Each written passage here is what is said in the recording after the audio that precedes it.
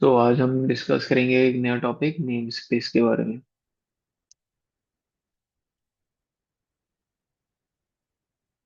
Name space. देखो name space होता क्या है, पहली बात सपोज करो कि आपके पास ना ये कोई बहुत एक प्रोजेक्ट है, ठीक है जी।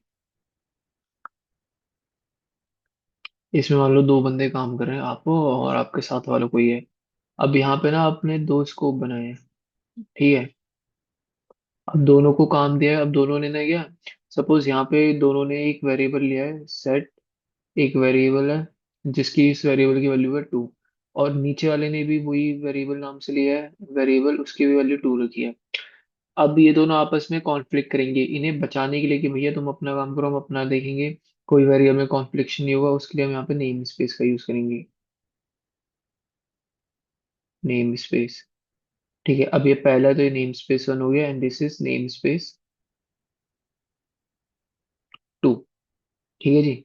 तो ये डिफरेंट नेम स्पेस होगी। अब ये नेम स्पेस का वेरिएबल है ना यहीं तक लिमिटेड आएगा और नीचे वाले का यहीं तक लिमिटेड आएगा।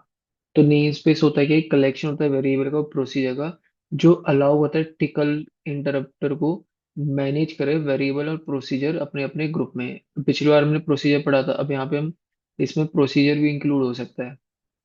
तो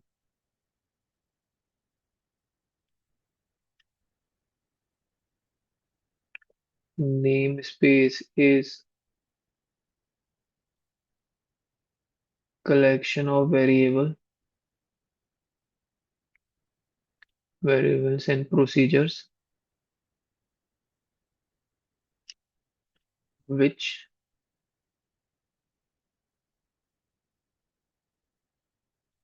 allows tickel interrupter to manage these variables and procedures in group, ठीक है जी। ये करते हैं। दूसरा क्या है, इसका मतलब है कि अगर मान लो वेरिएबल प्रोसीजर है सेम नेम से और दोनों इंडिपेंडेंट रहेंगे जब तक वो डिफरेंट नेम स्पेस में, ठीक है, ताकि जो नेमिंग कॉन्फ्लिक्ट है ना वो अवॉइड हो सके। This means that even if there are variables or procedure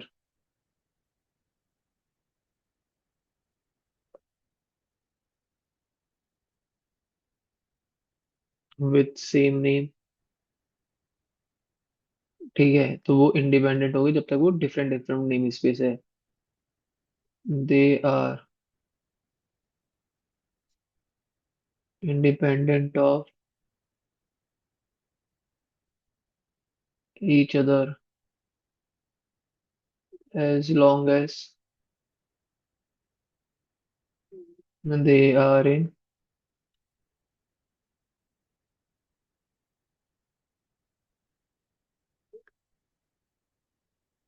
different name spaces,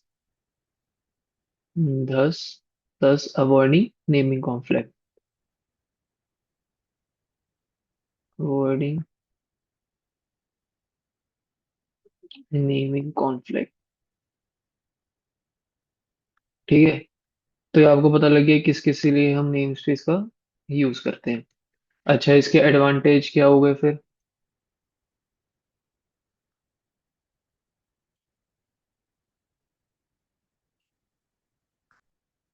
देखो पहला एडवांटेज तो आपका ये हो गया क्या, कि कॉन्फ्लिक्ट है उसे बचाते हैं, प्रिवेंटिंग कॉन्फ्लिक्ट्स, ठीक है। दूसरा क्या हो गया, इससे क्योंकि अब अलग अलग मान लो प्रोजेक्ट में बहुत सारे बंदे होते हैं, ठीक है जी, तो सब अपना अपना कोड लिखेंगे, तो इससे जो कोड ऑर्गेनाइजेशन है ना वो भी सही रहेगा कि दोनों आपस में मिक्स नहीं होंगे।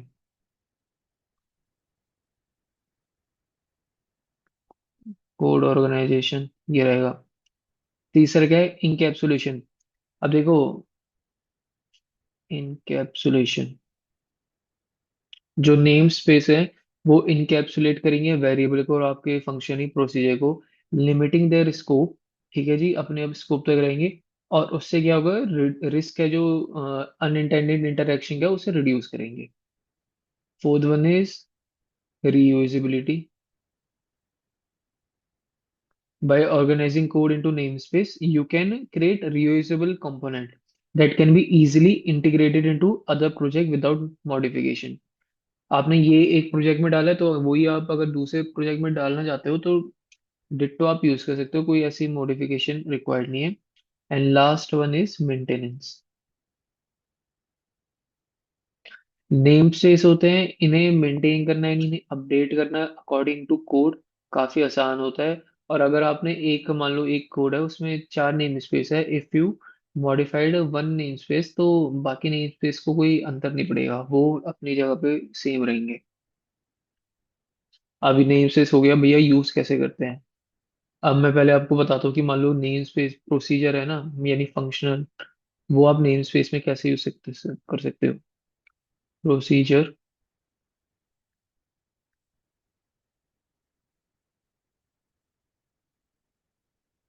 इनसाइड नेम स्पेस, देखो सबसे पहले क्रिएट करो नेम स्पेस को। देखो अगर मैं आपको सिंपली बोलूँ प्रोसीजर, तो देखो आप प्रोसीजर लिखोगे। मैं प्रोसीजर लिखना चाहता हूँ हेलो वर्ल्ड प्रिंट कराने का, तो उसका नाम है प्रिंट। आर्गुमेंट कुछ नहीं दे रहा तो मैं खाली लिख दूँ, बस मैं खाली प्रिंट को ही कॉल करूँ ही हो जाएगा।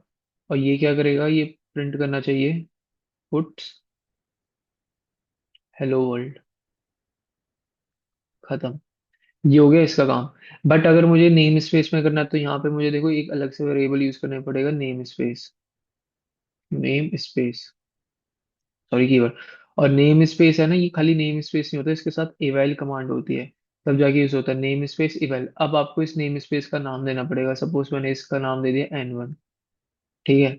अब ये नेम स्पेस का स्कोप में पूरा आ गया और यहाँ पे नेम स्पेस का स्कोप खत्म हो गया।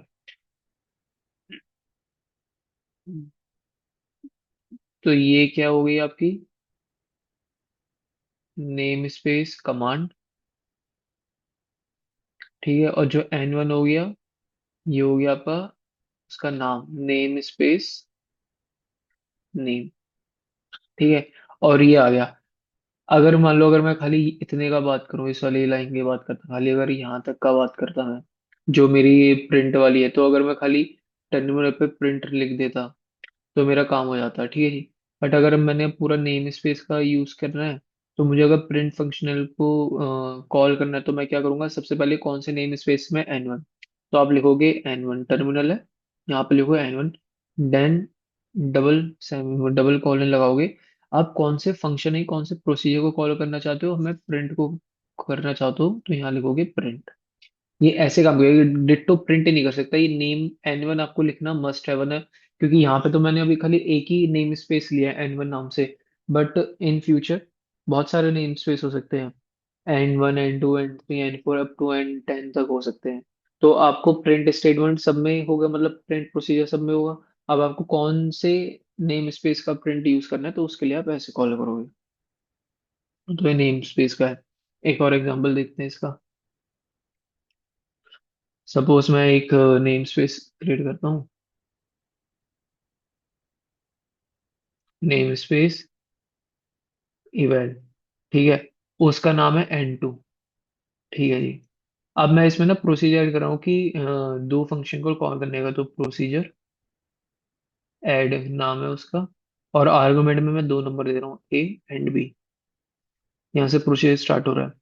अब ये मुझे रिटर्न करना चाहिए इन दोनों का समेशन रिटर्न, एक्सप्रेशन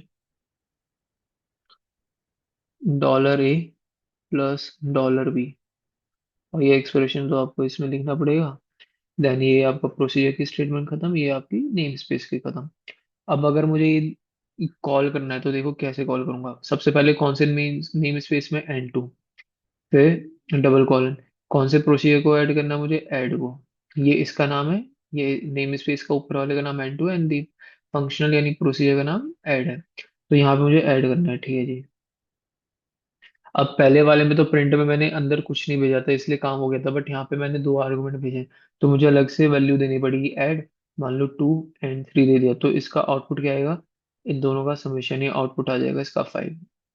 ठीक है, कोई दिक्कत? तो यहाँ से आपके नेम स्पेस हो सकते हैं आराम से।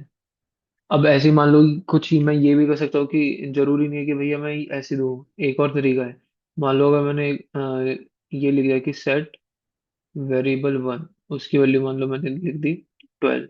ठीक है, और एक लिख दिया सेट वेरिएबल टू, उसकी वैल्यू मैंने लिख दी 13।